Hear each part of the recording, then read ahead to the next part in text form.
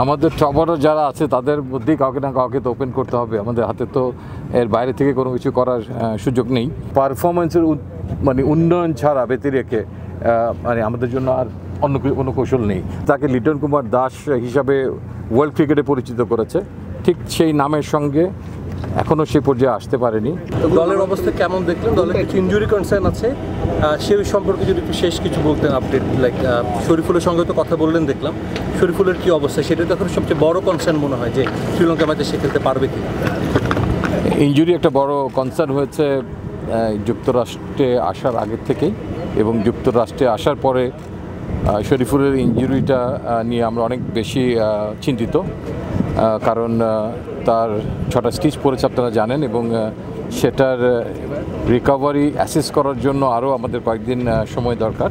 তবে আসার খবর যেটা সেটা হচ্ছে যে তাসকিন আজকে যে বোলিং করেছেন এবং যে ফিডব্যাক কিছুক্ষণ আগে আমি পেলাম, তো সেখানে আশা করা যাচ্ছে যে তার যে রিকভারি এবং তার যে আজকে পারফরমেন্স অ্যানালাইসিস, সে আন্দাজে আমরা আশা করতে পারি যদি অন্য কোনো ব্যাঘাত না ঘটে তাহলে 7 তারিখে তিনি শ্রীলঙ্কার সঙ্গে খেলতে পারবেন বলে সোফার আমরা মেডিকেল কমিটি থেকে ফিডব্যাকটা পেয়েছি। সোফার বলা যায়। শরীফুলের ব্যাপারটা কি বদলি নিতে হবে নাকি আপনার সঙ্গে ওয়েট করবেন?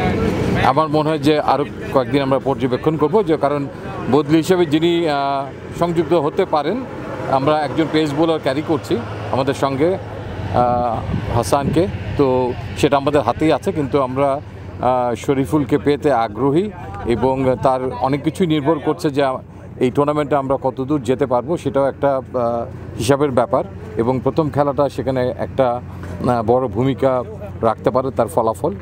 তো আমরা যদি 9 তারিখের দিকে আরেকটা অ্যাসেসমেন্ট করি, তার রিকভারিটা আমরা যতটুকু আশা করছি তার থেকে আরও ভালো হচ্ছে না, অ্যাটলিস্ট আশাপ্রদই থাকছে, সেটা অ্যানালাইসিস করে এবং আমাদের সার্বিক পারফরমেন্স ওয়ার্ল্ড কাপে প্রথম খেলা হয়ে যাবে, সেটাকে দেখে হয়তো আবার একটা সিদ্ধান্তের ব্যাপার থাকবে তখন।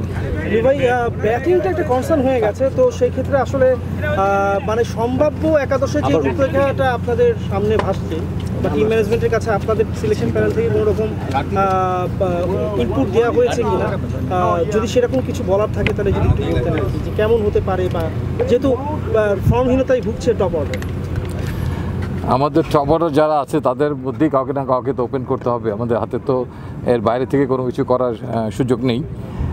তবে নিশ্চয়ই সবাইকে তাদের ফর্মে ফেরত আসার জন্য প্র্যাকটিস সেশনে যতটুকু যা করণীয় সেটা করার চেষ্টা সাপোর্টিং স্টাফরা করছে, এবং দল নিশ্চয়ই একটা বেস্ট পসিবল কম্বিনেশনকেই বেছে নেওয়া হবে, যেহেতু তাসকিনকে আমরা দলে ফেরত পাচ্ছি এরকম যে আশাটা আমরা করছি, সেটা হওয়ার কারণে হয়তো যে ক্ষতিটা আমাদের হবে তার কিছুটা পূরণ হবে শরীফুলকে হারানোর। তো তারপরেও আমার মনে হয় যে এই মুহূর্তে অ্যাটলিস্ট সেরা একাদশ তো বলা যাবে না, সেটা একটা ক্যাপ্টেন কোচের একটা সেখানে একটা মুখ্য ভূমিকা থাকে। তবে দল কেমন হতে পারে সে আলোকে ডেফিনেটলি আমাদের যেহেতু সিলেকশন প্যানেলের তরফ থেকে আমি এসেছি, আমার সঙ্গে কিছু পরামর্শ হয়েছে এবং সেটা নিতান্তই আমাদের ইন্টারনাল একটা বৈঠক, তো সেটা পাবলিকের সঙ্গে এখনই আমরা শেয়ার করতে চাচ্ছি না। লিপু ভাই, আমরা টিম কম্বিনেশন নিয়ে আলোচনা হচ্ছে। আমরা ইন্ডিয়ার বিপক্ষে যেটা দেখেছি প্রস্তুতি ম্যাচে, তামিম এবং সৌম্য ওপেন করেছে, লিটন 3 নম্বরে ব্যাট করেছে, সে জায়গায় শান্তকে আমরা 4-এ দেখেছি। আজকে আমরা নেটে যেটা দেখলাম, তামিম এবং লিটন একই সাথে ব্যাট করেছে, সৌম্যকে দেখেছি আমরা মিডল অর্ডারে প্রথমে বোলিং করেছে, মিডল অর্ডারে ব্যাটিংটা করেছে। সেক্ষেত্রে ব্যাটিং অর্ডারের সাফল্যটা হতে পারে কিনা শ্রীলঙ্কার বিপক্ষে? দেখেন, এই মুহূর্তে এটার আপনার একদম আমি যথাযথ কোনো উত্তর আসলে এই মুহূর্তে দেওয়া মুশকিল, কারণ সিলেকশন নিয়ে হয়তো খেলার আগের দিনই এক চূড়ান্ত বৈঠকটা হবে, যেটা ক্যাপ্টেন এবং কোচ করে থাকেন। তো এটা বিভিন্ন রকম রণকৌশল তো থাকতেই পারে, এবং কেউ হয়তো ডিপ পর্যন্ত ব্যাটিং করতে পারে, সে কারণেও যে একটু পরে পুরনো বলে ব্যাট করার যে ইস্যুটা সেগুলো থাকতে পারে। নট নেসেসারি যে আজকে করেছে বলেই তাকে 6 নম্বর ব্যাট করতে হবে, তেমনটি নয়। তবে যে কোনো ধরনের কৌশলে টিম যেতেই পারে, যেটা নাকি মনে হবে যে শ্রীলঙ্কার বিপক্ষে এটা আমাদের একটা অত্যন্ত গুরুত্বপূর্ণ ম্যাচ। দুটি দলই কিন্তু ভাবছে যে তারা একটা এই টুর্নামেন্টের এই প্রথম খেলার থেকে মোমেন্টাম পেতে চায়, তো ইকুয়ালি দুটো দলই জয়ের আশা করছে। তো কাজেই তাদের বিপক্ষে আমাদের খেলতে গেলে নিশ্চয়ই আমাদের কিছু ভাবতেও হবে এবং আমাদের সেরা কম্বিনেশনটার জন্য যা যা করণীয় আমার মনে হয় যে মাঠের বাইরে থেকে টিম ম্যানেজমেন্টের সেই প্রচেষ্টা থাকবে। বাংলাদেশ কি কিছুটা আন্ডার প্রেসারে থাকবে মানে এগেইনস্ট শ্রীলঙ্কা মানে ডিউ টু দেয়ার মানে ডিসমাল রানস এগেইনস্ট জিম্বাবুয়ে থেকে যদি শুরু করি জিম্বাবুয়ে লাস্ট ম্যাচটা হার তারপর হচ্ছে ইউএসএর এগেইনস্ট দেন ইন্ডিয়া একটু কি প্রেশার থাকবে এবং সেটা যদি আমরা বেরিয়ে আসতে চাই মানে উপায়ের সংকল্পনের পথটা কি যদি আপনি বলেন?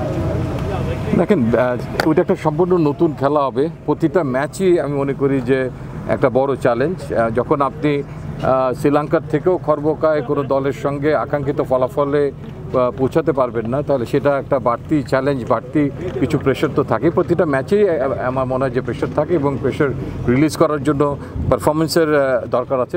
সো আপনার প্রশ্নের উত্তরে আমি বলবো যে পারফরমেন্সের মানে উন্নয়ন ছাড়া ব্যতিরেকে মানে আমাদের জন্য আর অন্য কোনো কৌশল নেই। আমার মনে হয় পারফরমেন্স আপলিফট করেই আমাদেরকে জয়ের খোঁজে থাকতে হবে।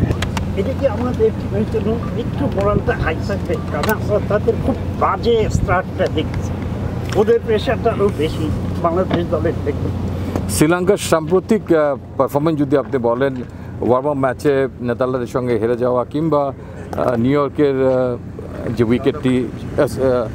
যে উইকেটটিতে সাউথ আফ্রিকার সঙ্গে তারা খুব চিপলি আউট হয়ে গেল, এতে হ্যাঁ তাদের হয়তো আত্মবিশ্বাসে কিছুটা ঘাটতি থাকবে, কিন্তু আমার মনে হয় যে অ্যাকচুয়ালি তাদের সঙ্গে আমাদের বেটার ক্রিকেটটাই খেলতে হবে। কে কেমন খেলছে তার থেকে আমাদের নিজেদের পারফরমেন্সটা আমরা কীভাবে আকাঙ্ক্ষিত পর্যায়ে নিতে পারি, আমাদের যে অ্যাবিলিটি আছে সেই অ্যাবিলিটির কাছাকাছি যে আমরা খেলতে পারছি না, সেই জায়গায় কীভাবে আমাদের উন্নয়ন ঘটাতে পারি। আমার মনে হয় যে দলকে সেই দিকটাতে নজর বেশি দিতে হবে কালেকটিভলি। লিটন কুমার দাসকে যখন আপনারা ড্রপ করলেন তখন আপনার একটা ব্যাখ্যা ছিল নতুন বলে লিটন কুমার দাস আসলে অ্যাডজাস্ট করতে পারছে না, সেই কারণে তাকে ড্রপ করা।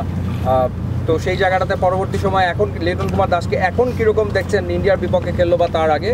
আর দ্বিতীয়ত তানজিদ হাসান তামিমকে পিক করলেন আপনারা জিম্বাবুয়ের এগেনস্টে 3টা 50 করে, এখন মনে হচ্ছে তানজিদ হাসান তামিমই আসলে 1 নম্বর ওপেনার হয়ে গেছে, এরকম একটা ব্যাপার। তো সেই ক্ষেত্রে পারভেজ ইমনকেও আপনারা পিক করেছিলেন। অনেকগুলো প্রশ্ন, too difficult, come one by one.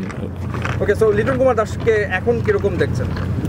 Liton Kumar Das এখনও তার যে স্বাভাবিক ছন্দ, যে খেলাটি তাকে লিটন কুমার দাস হিসাবে ওয়ার্ল্ড ক্রিকেটে পরিচিত করেছে, ঠিক সেই নামের সঙ্গে এখনও সেই পর্যায়ে আসতে পারেনি, যেটা আমরা বলি যে একটা ইনিংস দরকার তাকে ব্যাক ইনটু ফর্ম।